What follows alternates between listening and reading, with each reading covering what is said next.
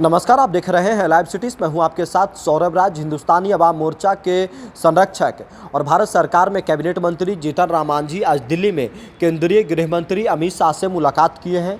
आपको बता दें कि बिहार में इस साल विधानसभा का चुनाव है। चुनाव को लेकर के सभी पार्टियां अपनी अपनी तैयारियों को आगे बढ़ा रही है। आज दिल्ली में जीतन राम मांझी अमित शाह के पास पहुंचे।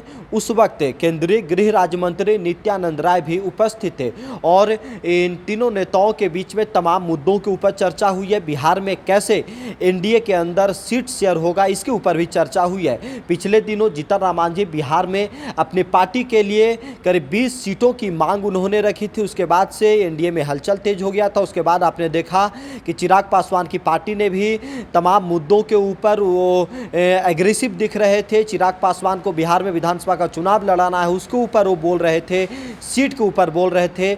और आज दिल्ली में जीतन राम मांझी अमित शाह के पास पहुंचे और कहा जा रहा है कि जीतन राम मांझी ने अमित शाह के पास साफ साफ कह दिया है कि उन्हें नज़रअंदाज नहीं किया जाना चाहिए, उनकी भूमिका को समझना चाहिए और बिहार में हिंदुस्तानी अवाम मोर्चा का जो हक है उसे दिया जाना चाहिए, क्योंकि वो पिछले दिनों कई जगहों पे कहें कि उन्हें लोकसभा में मात्र 1 सीट दिया गया।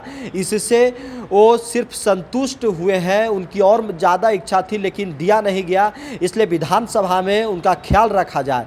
ऐसे इन तमाम मुद्दों को लेकर के जीतन राम मांझी आज अमित शाह के पास पहुंचे और कहा जा रहा है कि उन्होंने करीब 15 सीटों को चिन्हित करके अमित शाह के पास नाम दे दिया है। अब देखना होगा कि एनडीए के अंदर जीतन राम मांझी की पार्टी हिंदुस्तानी अवाम मोर्चा को कितना सीट मिलता है, क्योंकि बिहार में 243 विधानसभा की सीटें हैं और 243 में से एनडीए के अंदर जो अभी मौजूदा समय में 5 घटक दल बीजेपी, जेडीयू, लोक जनशक्ति पार्टी रामविलास, उपेंद्र कुशवाहा की पार्टी और जीतन राम मांझी की पार्टी है और इन 5 दलों के अंदर ही 243 सीटों को बांटा जाएगा।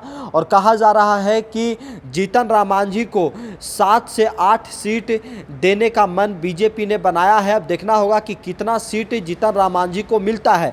लेकिन आज जीतन राम मांझी ने अमित शाह के पास से अपनी सारी बातों को उन्होंने रख दी है और वो सीटों को लेकर के भी अमित शाह से बात की। अब उन्होंने कहा है कि बिहार में जो हिंदुस्तानी अवाम मोर्चा का महत्व है, हमारा कैडर है और हिंदुस्तानी अवाम मोर्चा को नज़रअंदाज नहीं किया जाना चाहिए। अब देखना होगा कि अमित शाह जीतन राम मांझी की पार्टी हिंदुस्तानी अवाम मोर्चा को एनडीए के अंदर कितना सीट दे पाते हैं, क्योंकि एक तरफ लोक जनशक्ति पार्टी रामविलास के जो नेता लोग हैं वो भी लगातार एग्रेसिव दिख रहे हैं। उपेंद्र कुशवाहा भी लगातार बैठकें कर रहे हैं। आपने देखा कि पिछले दिनों उनका भी वाल्मीकि नगर में कार्यक्रम चला और अब जीतन राम मांझी दिल्ली में अमित शाह के पास पहुंच गए हैं और ये सारा कह सकते हैं कि मुलाकात, बैठक विधानसभा चुनाव के मद्देनज़र काफ़ी ज़्यादा महत्वपूर्ण माना जा रहा है।